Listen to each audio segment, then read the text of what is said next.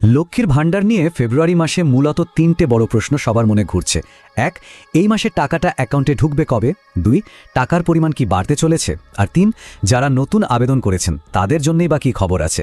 আজকের এই আলোচনায় আমরা এই প্রত্যেকটা প্রশ্নের উত্তর একেবারে ধরে ধরে খুঁজব। চলুন তাহলে আর দেরি না করে শুরু করা যাক। তো যে প্রশ্নটা সবথেকে জরুরি, যেটা নিয়ে সবাই ভাবছেন, সেটা দিয়েই শুরু করি। ফেব্রুয়ারি মাসের লক্ষ্মীর ভাণ্ডারের টাকাটা ঠিক কবে নাগাদ পাওয়া যেতে পারে? চলুন দেখে নেওয়া যাক। যে খবর পাওয়া যাচ্ছে তাতে কিন্তু ফেব্রুয়ারিতে টাকা দেওয়ার একটা সম্ভাব্য তারিখ সামনে চলে এসছে। এবার আমরা দেখে নেব ঠিক কোন সময়টার মধ্যে টাকা পাওয়ার সম্ভাবনা সবথেকে বেশি। দেখুন, এই পুরো ব্যাপারটার জন্য সবচেয়ে গুরুত্বপূর্ণ তারিখটা হলো 2রা ফেব্রুয়ারি, কারণ ওই দিনেই রাজ্য বাজেট পেশ হবে। আর সাধারণত বাজেটের পরেই এই ধরনের প্রকল্পের টাকা দেওয়ার প্রক্রিয়াতে একটা গতি আসে, তাই স্বাভাবিকভাবেই এই তারিখটার দিকেই এখন সবার নজর। তাহলে টাইমলাইনটা ঠিক কী দাঁড়াচ্ছে? ব্যাপারটা এমন যে 2রা ফেব্রুয়ারি বাজেট পেশ হওয়ার ঠিক পর থেকেই, মানে ধরুন 3 থেকে 7ই ফেব্রুয়ারির মধ্যে টাকা পাঠানোর কাজ শুরু হয়ে যাবে। তার মানে বাজেট পেশের 24 থেকে 48 ঘন্টার মধ্যেই কিন্তু অনেকের অ্যাকাউন্টে টাকা ঢোকার মেসেজ চলে আসতে পারে। আরেকটা জিনিসও কিন্তু মাথায় রাখতে হবে। আগে ট্রেন্ডগুলো যদি আমরা দেখি তাহলে একটা জিনিস পরিষ্কার, ভোটের আগে সরকার সাধারণত এই ধরনের সামাজিক প্রকল্পের টাকা একদম সময় মতো পৌঁছে দেওয়ার ওপর বিশেষ জোর দেয়। তাই এবারও যে সময় মতোই টাকাটা পাওয়া যাবে সেই সম্ভাবনা কিন্তু বেশ জোরালো। বেশ, টাকা পাওয়ার তারিখ তো একটা আন্দাজ করা গেল। এবার আসা যাক দ্বিতীয় এবং সম্ভবত সবথেকে ইন্টারেস্টিং প্রশ্নটায়। আচ্ছা, লক্ষ্মীর ভাণ্ডারের টাকার অঙ্কটা কি এবার সত্যি বাড়তে চলেছে? এই নিয়ে কিন্তু জল্পনা তুঙ্গে। আর মজার ব্যাপার হলো, এই জল্পনার কেন্দ্রেও রয়েছে সেই একই তারিখ, 2রা ফেব্রুয়ারি। বিভিন্ন সূত্র থেকে যে খবর আসছে তাতে মনে করা হচ্ছে যে রাজ্য বাজেটে এই দিন টাকার পরিমাণ বাড়ানো নিয়ে একটা বড় সড় ঘোষণা হতেই পারে। জল্পনাটা ঠিক কতটা বড় সেটা এই স্লাইডের সংখ্যাগুলো দেখলেই কিন্তু পরিষ্কার বোঝা যায়। দেখুন, জেনারেল ক্যাটাগরির জন্য বরাদ্দ প্রায় দ্বিগুণ, মানে 1000 থেকে বেড়ে 1800 হওয়ার কথা শোনা যাচ্ছে।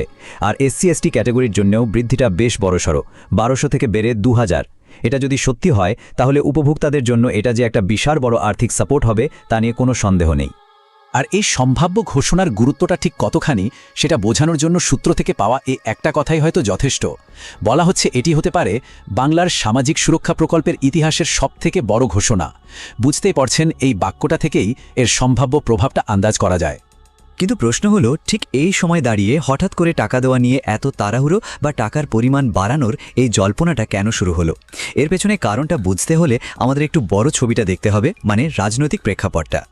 যে তথ্য পাওয়া যাচ্ছে তাতে মনে করা হচ্ছে এর পেছনের মূল কারণ হলো আসন্ন লোকসভা নির্বাচন। এটা তো প্রায়শই দেখা যায় যে নির্বাচনের আগে এই ধরনের জনকল্যাণমূলক প্রকল্পগুলো সরকারের কাছে খুব গুরুত্বপূর্ণ হয়ে ওঠে, কারণ এগুলো সরাসরি সাধারণ মানুষের কাছে পৌঁছানোর একটা বড় মাধ্যম। তাই এই মুহূর্তে সরকারের প্রায়োরিটি লিস্টের একেবারে ওপরে রয়েছে কয়েকটা জিনিস। 1, যত তাড়াতাড়ি সম্ভব উপভোক্তাদের কাছে টাকা পৌঁছে দেওয়া। 2, জনসমর্থন বাড়ানোর জন্য সুবিধার পরিমাণ বাড়ানো যদি সম্ভব হয়। আর 3, এটা নিশ্চিত করা যে লক্ষ্মীর ভাণ্ডারের মতো কোনো প্রকল্পের টাকা পেতে যেন কোনো রকম দেরি না হয়। চলুন এইবার কথা বলা যাক নতুন আবেদনকারীদের নিয়ে, অথবা যাদের টাকা হয়তো কোনো কারণে এখনো পর্যন্ত আটকে আছে। তাদের জন্যও কিন্তু একটা বেশ ভালো খবর আছে। সুখবরটা হলো, ফেব্রুয়ারি মাসের এই পেমেন্ট সাইকেলে নতুন এবং পুরনো যা বকেয়া টাকা আছে তা মিটিয়ে দেওয়ার জন্য বিশেষ নির্দেশ দেওয়া হয়েছে বলে খবর। এর মানে যারা অনেক দিন ধরে অপেক্ষা করছেন তাদের অপেক্ষার অবসান হওয়ার একটা প্রবল সম্ভাবনা তৈরি হয়েছে। তাই যাদের টাকা আটকে আছে তাদের জন্য এই চেকলিস্টটা কিন্তু খুব জরুরি। প্রথমত, আশা করা যায় যে বকেয়া টাকা এই মাসেই ক্লিয়ার হয়ে যাবে। তবে টাকাটা ঠিকঠাকভাবে পেতে হলে দুটো জিনিস কিন্তু একদম নিশ্চিত করতে হবে। 1 হলো ব্যাঙ্ক অ্যাকাউন্টের সাথে আধার লিঙ্ক করা, আর 2 হলো ডিরেক্ট বেনিফিট ট্রান্সফার বা ডিবিটি অপশনটা চালু রাখা। কারণ সরকারি টাকা এখন সরাসরি এই পথে অ্যাকাউন্টে আসে। তাই বুদ্ধিমানের কাজ হবে 2রা ফেব্রুয়ারির পর পোর্টালে গিয়ে স্ট্যাটাসটা একবার ভালো করে চেক করে নেওয়া। তাহলে এত আলোচনার পর পুরো বিষয়টা একবার সংক্ষেপে গুছিয়ে নেওয়া যাক, তাই না? এইসব তথ্যের পর এখন ঠিক কোন কোন বিষয়গুলো আমাদের মাথায় রাখতে হবে? মূলত 4টে বিষয় মনে রাখতে হবে। 1, ফেব্রুয়ারি প্রথম সপ্তাহে, মানে 3 থেকে 7 তারিখের মধ্যে টাকা পাওয়ার জোরদার সম্ভাবনা। 2, 2রা ফেব্রুয়ারির বাজেটে টাকার পরিমাণ বাড়ার একটা বড়সড় ঘোষণা আসতে পারে। 3, নতুন আবেদনকারীদের বকেয়া টাকাও এই মাসে মিটিয়ে দেওয়া হবে বলে খবর।